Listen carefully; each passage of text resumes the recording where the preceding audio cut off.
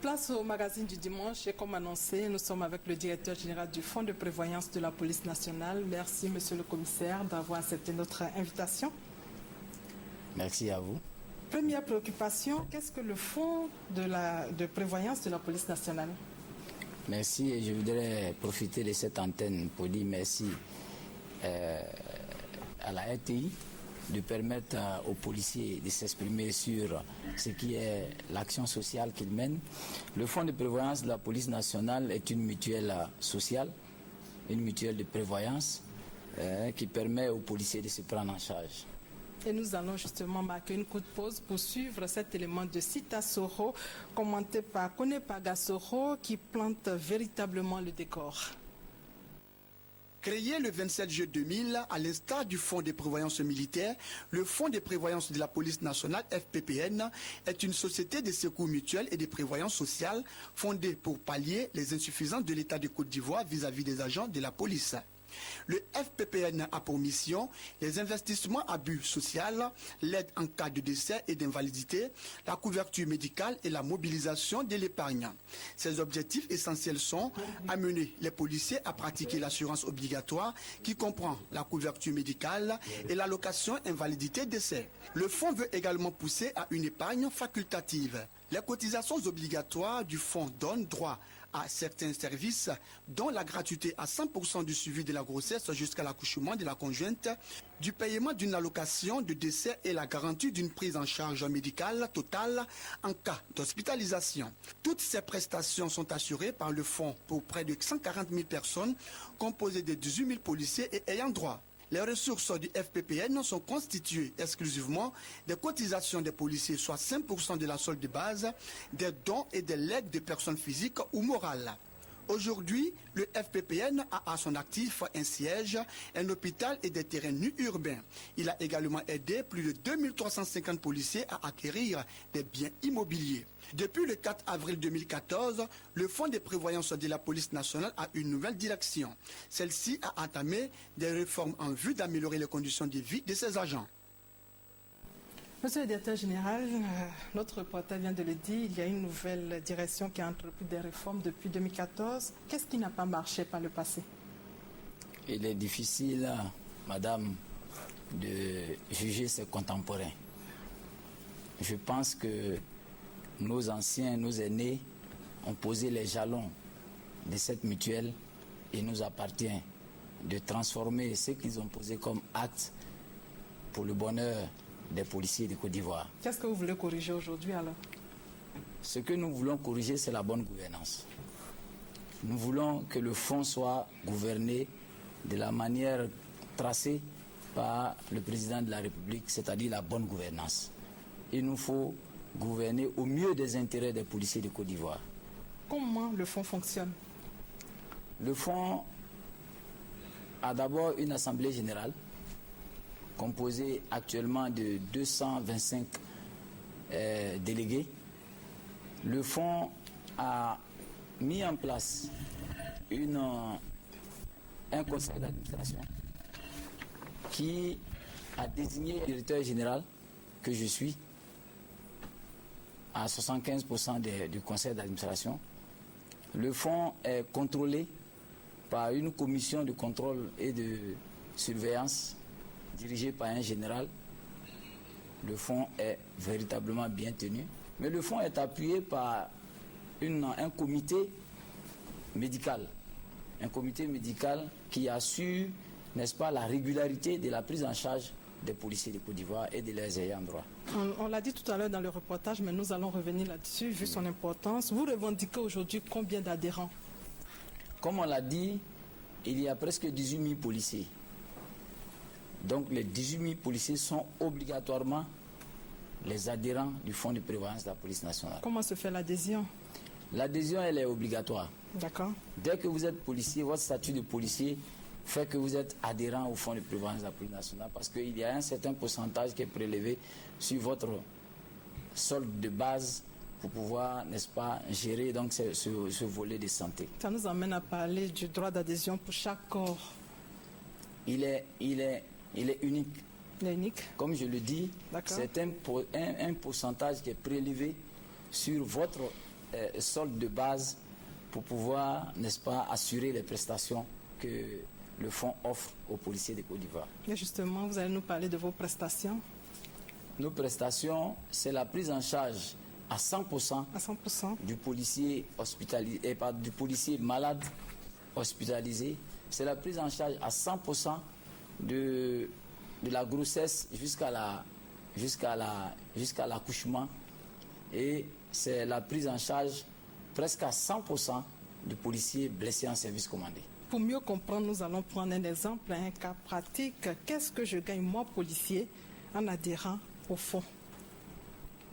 En adhérant au fonds, vous gagnez ce dont on vient de parler, c'est-à-dire d'être pris en charge à 100% lorsque vous êtes malade et hospitalisé.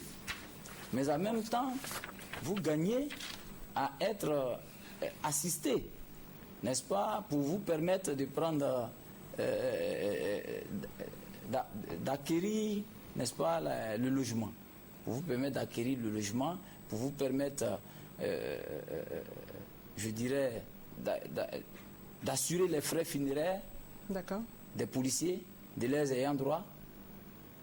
Et ça vous permet aussi d'être assisté dans tous les domaines sociaux. Tous les domaines sociaux. C'est lorsque vous avez un problème quelconque, le Fonds de prévoyance de la police nationale, aujourd'hui, vous assiste. Vous avez parlé des ayants droit, nous allons prendre le cas des épouses. Qu'est-ce qu'elles gagnent? Si elles sont mariées, elles ont tout à gagner. D'accord.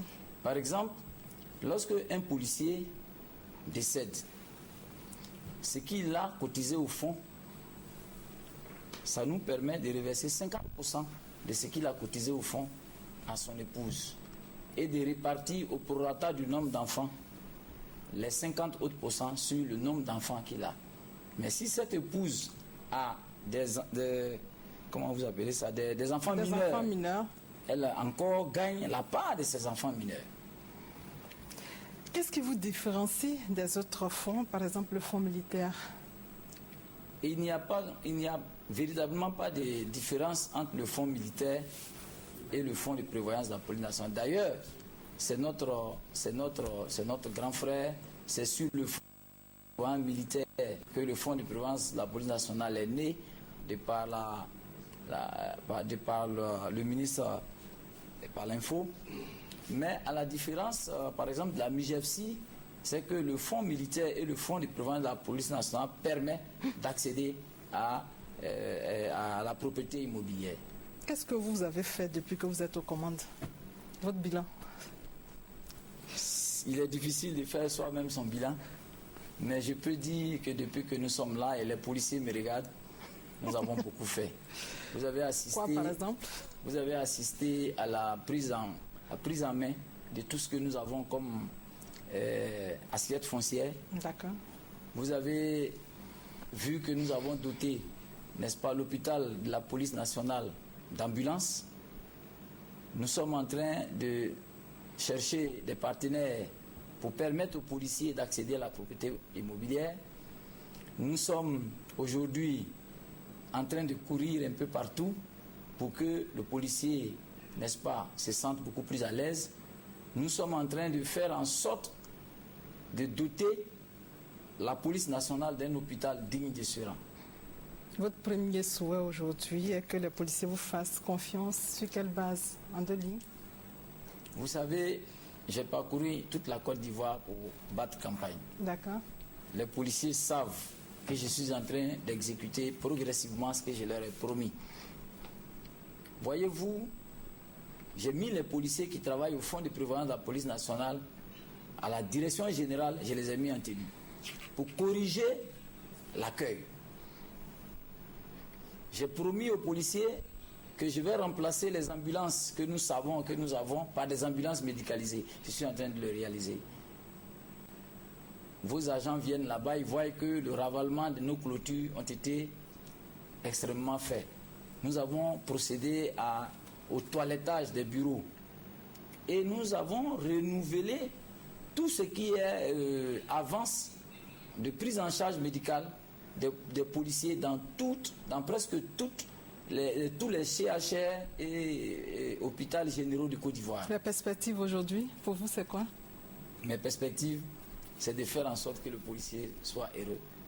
Mais ce qui est bien, c'est que, comme vous l'avez constaté, nous sommes déjà allés prendre possession de 250 maisons que nous allons distribuer aux policiers. Nous avons, je ne vais pas citer les sociétés pour éviter la publicité. Ouais. Nous venons de signer une convention le vendredi, je crois, avec une structure de la place, une structure bancaire qui va accompagner tous les policiers adhérents au fonds de prévoyance de la police nationale, surtout qui sont au PEP, pour qu'ils accèdent à la propriété immobilière. Merci. Mes perspectives, c'est d'un premier temps, comme nous sommes en train de le réussir, c'est de stabiliser la situation financière du fonds, relancer les activités du fonds, et puis doter le fonds avant la fin de mon premier mandat, comme j'en aurai 2, avant la fin de mon premier mandat, doter le fonds de prévoyance de la police nationale, sinon la police nationale, d'un hôpital digne de ce nom dans la sous-région. Est-ce que vous avez des partenaires pour vous accompagner? Nous avons déjà des partenaires, je ne vais pas citer des Italiens, nous avons dans le monde arabe, et même sur la place en Côte d'Ivoire, nous avons des partenaires qui font confiance à la gestion que nous avons entreprise depuis près de 10 mois. Merci mon commissaire, merci d'être venu sur notre plateau pour nous donner plus d'informations sur le fonds de prévoyance de la police nationale, un fonds pour améliorer les conditions de vie des policiers. Mais avant de nous quitter, votre pronostic pour le match Côte d'Ivoire-Algérie? Nous serons en demi-finale. Merci monsieur le commissaire.